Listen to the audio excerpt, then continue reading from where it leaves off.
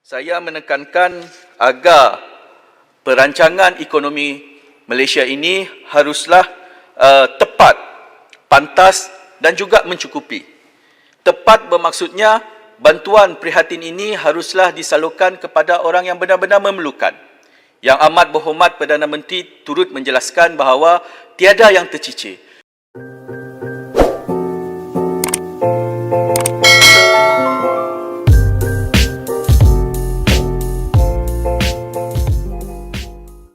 Saya persilakan Yang Berhormat Sibuti. Terima kasih Dato' Yang di-Pertua kerana memberi ruang kepada Sibuti untuk membahaskan rang undang-undang langkah-langkah sementara bagi pembiayaan kerajaan penyakit coronavirus 2020. Saya ingin mengucapkan berbanyak-banyak terima kasih kepada Kerajaan Persekutuan yang telah prihatin dan juga telah menyediakan peruntukan yang besar khususnya bagi bantuan prihatin nasional sebanyak 11 bilion 200 juta 11 bilion lah. Apa yang ingin saya bangkitkan adalah berkenaan tentang berapakah ramai masyarakat di Sarawak yang menerima bantuan prihatin ini, dan juga saya ingin membangkitkan satu isu berkenaan tentang penyampaian bantuan prihatin tersebut. Di mana kalau kita lihat isu yang sangat popular di Sarawak adalah berkenaan tentang penyaluran bantuan prihatin ke dalam bank, dan juga apa masalah yang berlaku terutamanya di kawasan pendalaman dan juga luar bandar Sarawak adalah berkaitan ketiadaan institusi kewangan terletak di luar bandar. Sebagai contoh di kawasan Sibuti sendiri, di kawasan sejauh Pekan Long Lama di Baram ataupun di kawasan Parlimen Hulu Rajang yang agak terpedalaman di negeri Sarawak. Kita akan lihat dan juga jika kita semak di posting-posting sosial media, Twitter, Facebook, kita akan dapat lihat bahawa barisan panjang rakyat yang ingin mengambil bantuan prihatin ini terpaksa berjalan jauh pergi ke bandar 70 km, 80 km jauhnya hanya semata-mata untuk mengeluarkan wang yang telah disalurkan oleh pihak kerajaan. Saya ingin menyeru agar pengalaman yang ada pada Menteri Kewangan kita, Yang Berhormat Senator, dapat melihat isu ini secara serius supaya bantuan prihatin yang disalurkan dapat dibelanja, dapat digunakan sepenuhnya untuk kegunaan dan juga kesusahan. Bukan dibelanjakan hanya semata-mata untuk membayar van sapu untuk ke bandar dan juga terpaksa keluar daripada kampung seawal 3-4 pagi semata-mata untuk sampai ke bandar dan juga mengeluarkan wang bantuan prihatin ini. Perkara ini bukan hanya berlaku ketika pandemik COVID-19. Perkara ini turut berlaku ketika zaman Barisan Nasional, ketika Kerajaan Pakatan Harapan memerintah. Bantuan Rakyat Satu Malaysia, bantuan sara hidup disalurkan ke dalam bank, tetapi masih lagi kita akan melihat gambar rakyat berbaris panjang semata-mata untuk mengeluarkan sejumlah wang bagi menampung kehidupan mereka. Lebih-lebih lagi ketika pandemik COVID-19 ini. Saya melihat dan juga dengan jelas bahawa kerajaan memerlukan satu mekanisme yang baru untuk membantu rakyat. Saya menekankan agar perancangan ekonomi Malaysia ini haruslah tepat, pantas dan juga mencukupi. Tepat bermaksudnya bantuan prihatin ini haruslah disalurkan kepada orang yang benar-benar memerlukan. Yang amat berhormat Perdana Menteri turut menjelaskan bahawa tiada yang tercicir. Inilah menjadi beban kepada kami apabila turun ke padang dan mendengar rintihan masyarakat bahawa mereka tidak menerima bantuan ini. Tetapi saya tidak menidakkan kepada ramai lagi masyarakat yang menerima bantuan prihatin ini. Dan juga bantuan ini haruslah pantas. Saya memuji kerajaan dapat menyalurkan bantuan ini dengan segera ketika COVID-19 sedang berjalan. Dan juga apa yang paling penting adalah dana dan juga wang haruslah mencukupi untuk disalurkan dan juga membantu rakyat. Mencukupi ini saya ingin membangkitkan berkenaan tentang isu di manakah sumber-sumber yang diperolehi dan digunakan oleh kerajaan. Adakah kerajaan akan menggunakan sepenuhnya keuntungan Petronas ataupun memohon Petronas mengeluarkan dividen khas seperti yang telah dilakukan oleh Kerajaan Pakatan Harapan. Petronas mengeluarkan peruntukan sebanyak 30 bilion dividen khas yang tidak dirasai oleh negeri-negeri yang mengeluarkan hasil minyak ini. Sabah, Sarawak, Kelantan, Terengganu. Saya menyokong apa yang telah diperkatakan oleh Yang Berhormat Batu Sapi. Selama 22 bulan, kami menjadi ahli parlimen pembangkang. Saya menjadi ahli parlimen pembangkang daripada Sarawak. Kami dapat merasakan benar-benar apabila ditindas, dihina, didakwa akan melakukan sesuatu perkara membangkrupkan negeri kami sendiri. Dan juga perkara-perkara itu telah dikeluarkan oleh Yang Berhormat ataupun mantan Yang Berhormat Kewangan ketika itu.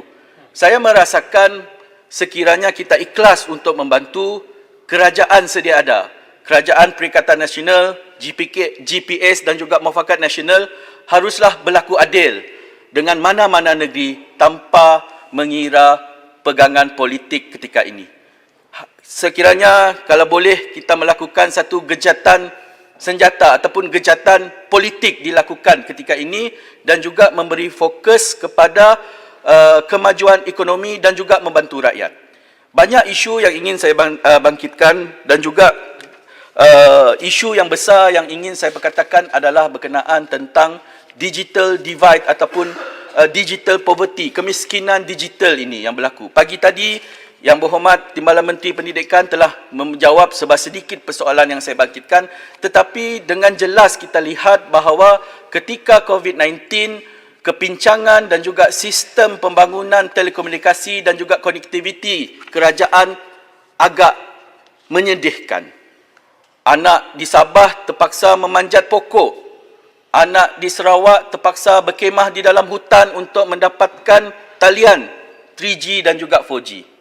Manakala terdapat juga guru-guru terpaksa berkorban untuk menghantar kerja-kerja rumah ke rumah-rumah panjang, ke kampung-kampung di luar bandar kerana tidak mempunyai satu pembelajaran digital yang khusus.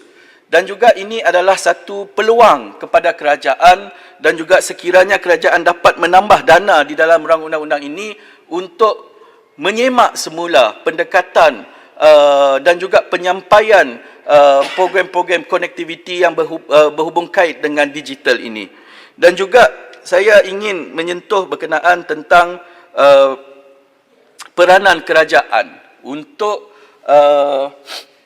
memastikan bahawa ketika ini saya tahu bahawa tiada rang undang-undang khusus untuk kita tidak berpolitik ketika COVID-19 dan juga kita tidak dapat menghalang ahli-ahli politik untuk mempolitikkan isu-isu yang tidak senang di hati kami sebagai ahli politik. Dan juga saya ingin mewujudkan satu pandangan bahawa Parlimen perlulah diberi kebebasan dan juga kuasa yang lebih besar dan juga kita perlu melakukan satu reformasi Parlimen ataupun reformasi pilihan raya di mana saya mencadangkan mungkin idea ini tidak popular adalah saya mencadangkan agar setiap ahli Parlimen tanpa mengira pegangan politik kerajaan ataupun pembangkang haruslah diberikan peruntukan sama rata khususnya bagi pengurusan pusat hikmat dan juga sebilangan kecil peruntukan tersebut untuk bencana.